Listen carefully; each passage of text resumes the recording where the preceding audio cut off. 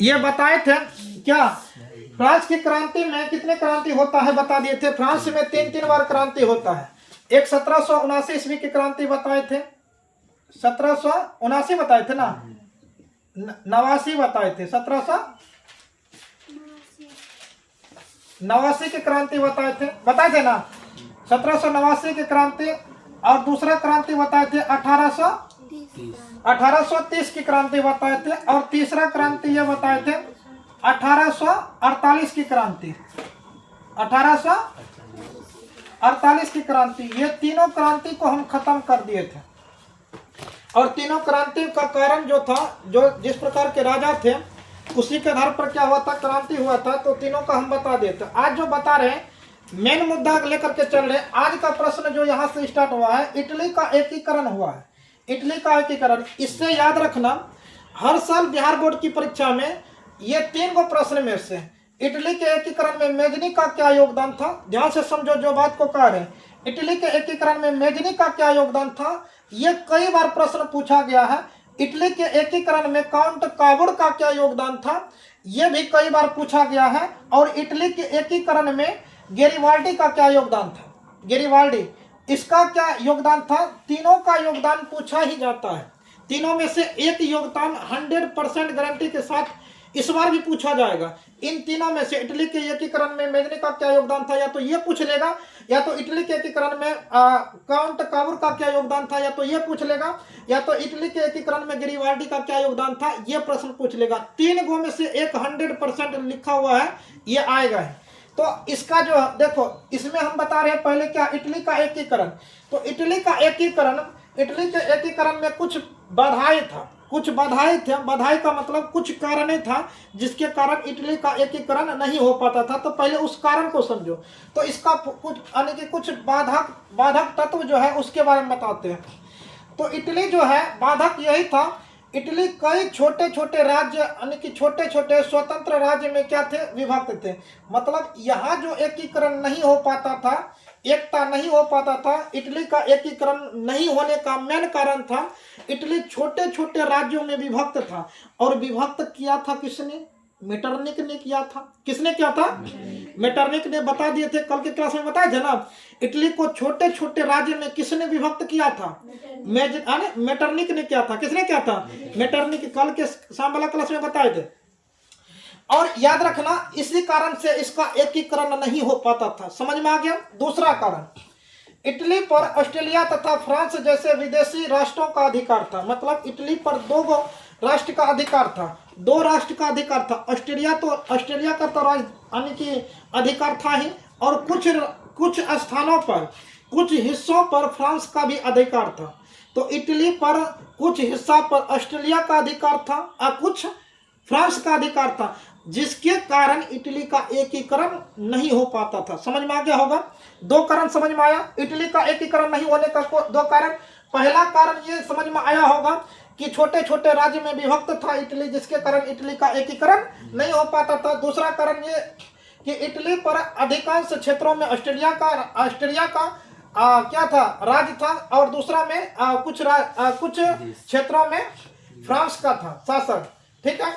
उसके बाद तीसरा कारण समझो जिसके कारण इटली का एकीकरण नहीं हो पाता था। तीसरा कारण था इटली की राजधानी पोप का प्रभाव था। मतलब इटली की राजधानी पोप जो थे उस पर प्रभावित थे। मतलब वो पूरा तरह से क्या थे, प्रभावित थे। किससे प्रभावित थे, रूस व ऑस्ट्रिया से क्या थे, प्रभावित थे, जिसके कारण इटली का एकीकरण नहीं हो पाता था। तो ये 3 कारण थे।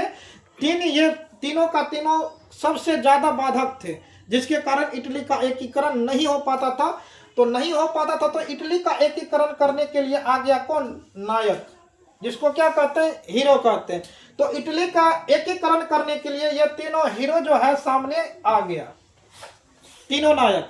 तो पहला नायक जो थे, सर्वप्रथम जो प्रयास करने वाले नायक थे वो थे मेजनी।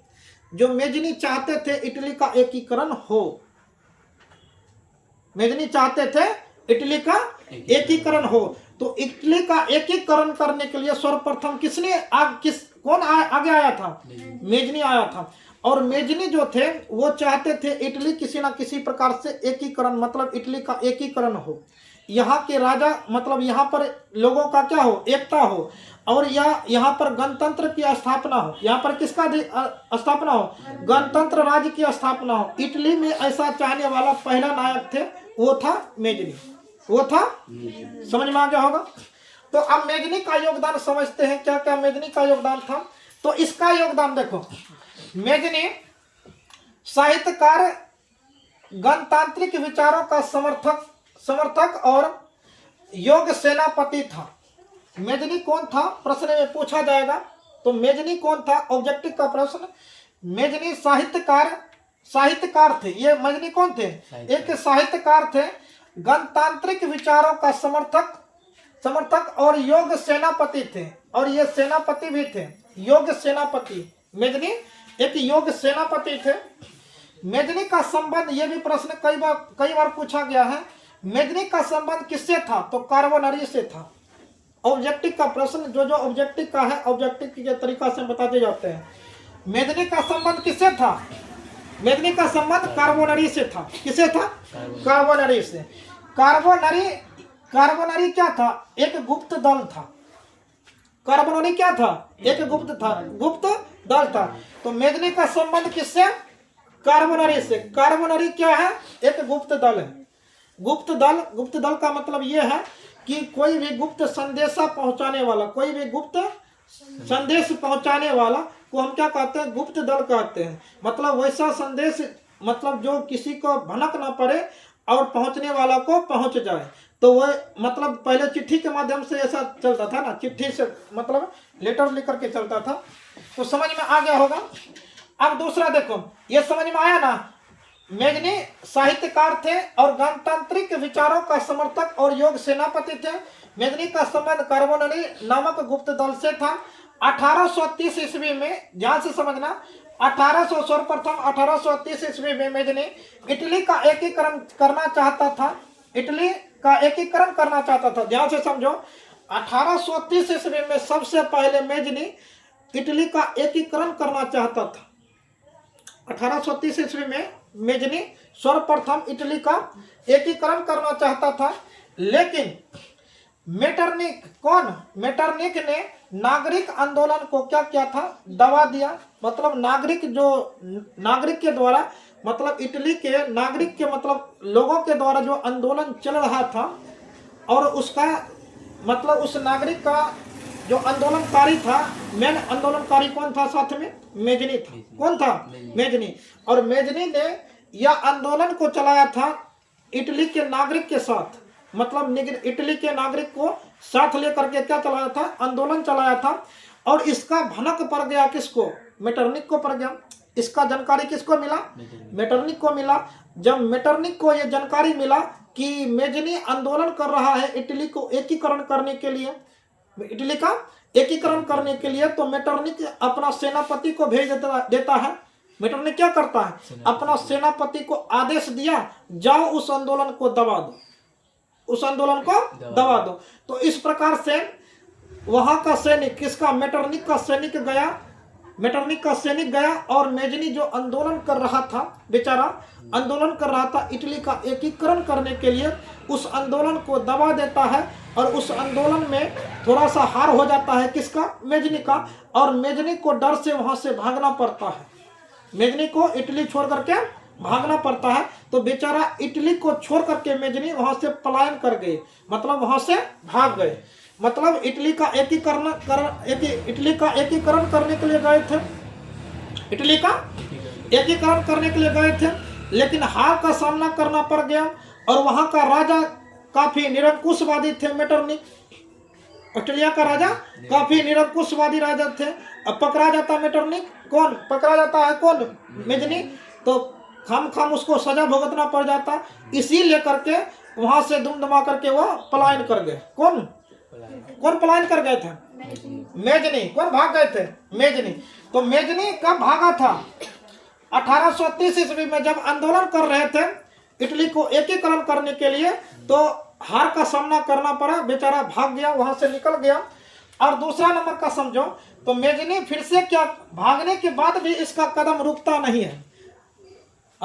भागने के बाद भी ये रुकता नहीं है, भाग गया बेचारा 30 में। 1831 ईस्वी में, ध्यान से समझो, 1831 ईस्वी में यंग इटली नामक एक संस्था बनाता है।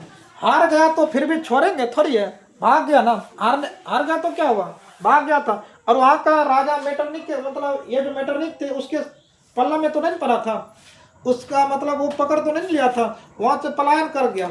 वहां से जब भाग गया, कहां से, इटली से भाग गया, तो इटली से भाग करके जो दूसरे राज्य चला गया, तो वहां से जा करके पलायन कर रहा था, मतलब वहां से योजना बना रहा था। वहां से क्या कर रहा था, योजना बना रहा था। और योजना बना करके एक यंग इटली नामक संस्था बनाया, वहीं से यंग इटली नामक संस्था बनाया। और गुप्त दल को कहने पर वह इटली में आकर के यंग इटली नामक संस्था का स्थापना करता है। और यंग इटली नामक संस्था का जब स्थापना करता है, यंग का मतलब युवा होता है, यंग का मतलब क्या होता है, युवा होता है। तो यंग इटली मतलब वैसे लोगों को इस संस्था में लेने लगा जो यंग था, जो क्या थे, यंग थे। यंग का मतलब क्या होता है, युवा होता है। तो वैसे लोग को इस किस में लेने लगे, इस संस्था में लेने लगा जो कि यंग था, युवा था। तो युवाओं के साथ में लेकर के फिर से आंदोलन करेगा। युवाओं को साथ में पहले तो एकत्रित करने में समय लगेगा ना। तो यंग इटली नामक एक संस्था स्थापित करता है। फिर एक संस्था बनाता है मेजनी 1834 ईस्वी में यंग यूरोप नामक एक संस्था बनाता है। यंग इटली नामक संस्था जब बन करके इसका तैयार हो गया, यंग इटली नामक संस्था बन गया, तब इसको नाम दे दिया, इसी यंग इटली नामक संस्था को ही नाम दे दिया यंग यूरोप। क्या नाम दिया, यंग यूरोप। अब इसमें यूरोप के अंतर्गत, यूरोप महादेश के अंतर्गत जो जो देश आते थे वहां का भी युवा इसमें आकर के अपना भागीदारी ले सकता है, अपना भाग ले सकता है। इसीलिए यंग यूरोप नामक एक संस्था बनाया। और यंग प्रश्न में पूछा जाएगा, यंग यूरोप नामक संस्था किसने बनाया था, यंग यूरोप नामक संस्था किसने बनाया था, मेजनी ने बनाया था। और यंग इटली नामक संस्था किसने बनाया था, मेजनी ने बनाया था। और यंग इटली नामक संस्था जो है कब बना था, 1830 ईस्वी में। और यंग यूरोप नामक संस्था कब बनाया था, 1834 ईस्वी में। समझ में आ गया होगा, 1830 1834 ना 1831 1834 1830 में दुम दबा करके भाग गया था। समझ में आ गया। तो 3 पॉइंट याद रहेगा कि नहीं। 30 में पलायन कर गया, 31 में फिर से संस्था बनाया, यंग इटली नामक संस्था बनाया, फिर से 34 में यंग यूरोप नामक संस्था बनाया। ठीक। अब देखो ध्यान से, 1848 ईस्वी में मेटरनिक के पतन के बाद अब बेचारा ही मर गेलो। कौन, 1848 ईस्वी में मेटरनिक के पतन के बाद मेजनी पुनः इटली आता है। मतलब पतन जब हो गया ना, इसका खत्म हो गया, तब अपना मतलब जो है ना जानकारी देता है कि हम इटली में हैं। क्योंकि इटली में गुप्त दल का गठन कर रहा था। इटली का थोड़ा सा हट करके जो है ना, उस राज्य से हट करके थोड़ा सा इटली से हट करके और दूसरे क्षेत्रों में जा करके वो संस्था बना रहे थे ना। तो संस्था बना रहे थे, इसको पता चला कि मेजनी मर गए, तब जा करके ये आया। समझ में आ गया ना। इसका पतन होने के बाद पुनः इटली आता है। कब आता है, पुनः इटली आता है कब, 1848 ईस्वी में आता है। कब आता है, 1848 ईस्वी में। ऑस्ट्रेलिया, देखो ऑस्ट्रेलिया हस्ताक्षेप से, ऑस्ट्रिया के हस्ताक्षेप से, ठीक, इटली में जनवादी आंदोलन को क्या किया, यानी कि कुचल दिया गया। फिर से ऑस्ट्रेलिया के हस्ताक्षेप से, ऑस्ट्रेलिया का जो ये कौन थे, हाँ, मेटरनिक जो थे, ये इसका पतन होने के बाद फिर से आया, आंदोलन करके इटली का एकीकरण करने के लिए चाहते थे। और एकीकरण के लिए बेचारा फिर से 48 में आया, फिर उसे पिछवाड़ा पे लात मारा, बेचारा भाग गया। कौन, ऑस्ट्रेलिया के हस्ताक्षेप से फिर से वहां पर क्या करना चाहते थे, एकीकरण करना चाहते थे, लेकिन उसको यहाँ से भागना पड़ा।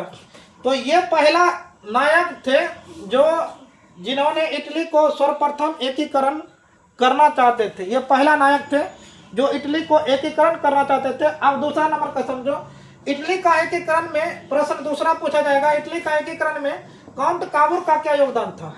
तो इसका सक्सेस नहीं रहा था, ये दोनों का सक्सेसफुल रहा था, ये दोनों सक्सेस हो गया था, क्योंकि दोनों साथ में रह करके इटली का एकीकरण किया था। ये अकेले आया, इसका समर्थन, इसी का समर्थक ये करते थे गैरिबाल्डी, इसका समर्थक करते थे, मतलब इसका जो है ना, इसी के आदेश के अनुकूल चलते थे, इसी को मतलब अपना गुरु मानते थे।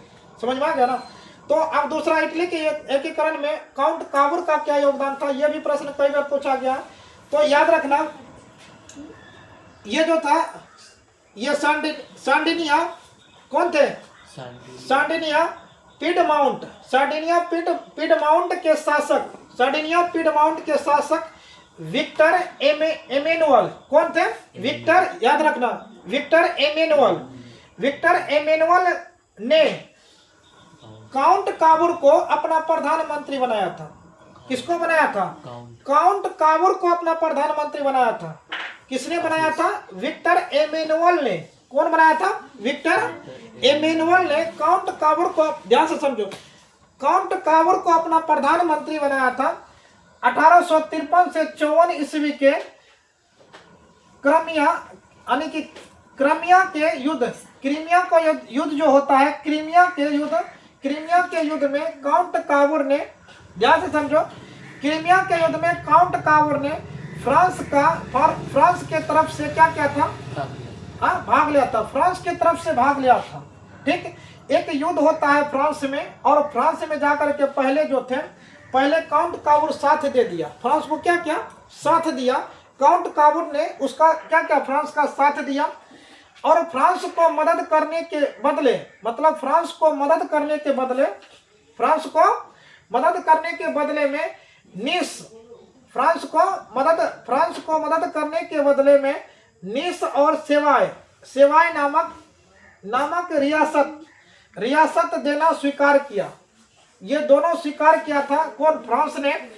फ्रांस का दो स्थान था, कौन? नीस और सेवाय। ठीक है, सेवाय, ये दो रियासत थे, दोनों रियासत बदले में इटली को देने के लिए ये क्या किया था? स्वीकार किए थे।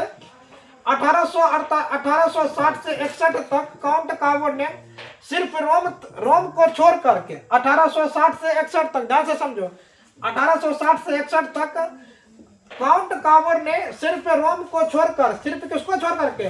रोम को छोड़ करके उत्तरी और मध्य इटली के सभी रियासत, जैसे सभी रियासत का बात करेंगे, जैसे परमा हो गया, मोडेना हो गया, टस्कनी हो गया, परमा हो गया, मोडेना हो गया, टस्कनी हो गया, इन सभी पर क्या किया? अपना अधिकार कर लिया 1860 से 61 ईस्वी तक। किसने किया था?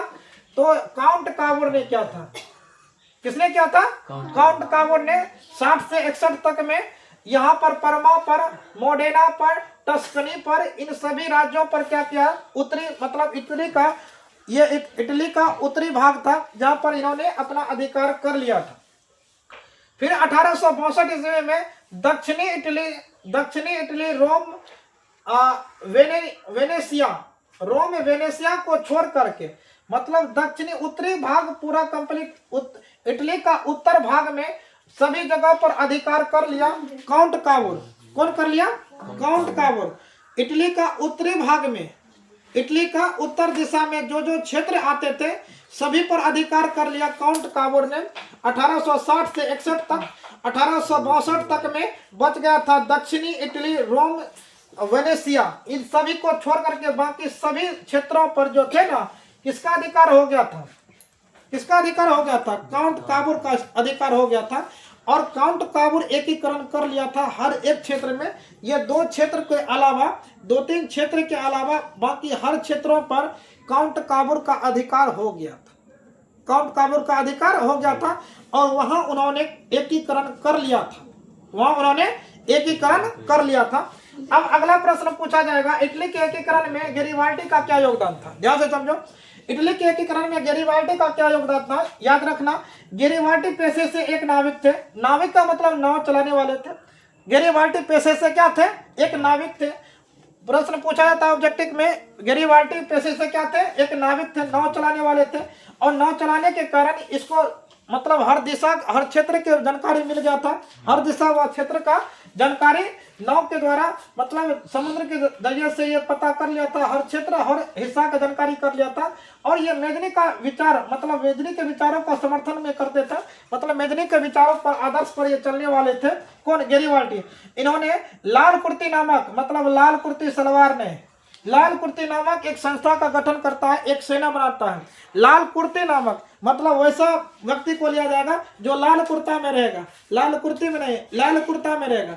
लाल कुर्ता में पहन करके जो मतलब लाल कुर्ता में जो दिखेगा वो किसका सेना है, बताओ, गैरिबाल्डी का सेना। लाल कुर्ता, इसलिए सब अपना सेना को, हर एक सेना को लाल कुर्ता पहना दिया। तो लाल कुर्ता खतरे का निशानी भी होता है। लाल कुर्ता किसका होता है, खतरे का निशानी भी होता है। और खतरे का निशानी से बचने के लिए इसलिए लाल कुर्ता दिया था ना, खतरा का निशानी देख करके अलग से पता चलता था खतरा आ रहा है, बच करके रहना। और दूसरा भी खतरा होता है, समझ में आ गया होगा। तो लाल कुर्ता नामक एक सेना का गठन किया। और उसके बाद गैरिबाल्डी जो थे, कौन, गैरिबाल्डी जो थे सिसिली और नेपल्स, याद रखना ये दो स्थान थे, सिसिली और नेपल्स पर आक्रमण किया। मतलब आक्रमण कर वहां गणतंत्र स्थापना किया। वहां क्या क्या था, गणतंत्र का स्थापना किया। सर्वप्रथम लाल कुर्ता नामक जब सेना का गठन हुआ, गैरिबाल्डी द्वारा लाल कुर्ता नामक सेना का जब गठन हुआ तो सर्वप्रथम आक्रमण किया कहां पर, सिसिली और नेपल्स पर आक्रमण किया। और वहां का एकीकरण कर लेता है। और वहां पर क्या करता है, एकीकरण कर लेता है। ध्यान से समझो, वहां पर जब एकीकरण कर लेता है तो गैरिबाल्डी ने, ध्यान से समझो, गैरिबाल्डी ने पुनः 1862 ईस्वी में रोम पर आक्रमण का योजना बनाया। कहा, रोम पर आक्रमण का। ध्यान से समझो, ये पॉइंट को समझो। रोम पर कहने का मतलब रोम कहाँ है, यहाँ है। मान के चलो इधर क्या हो जाएगा, इधर जो भाग होगा, इधर का क्षेत्र में पूरा का पूरा काउंट काबुल अपना अधिकार कर लिया था।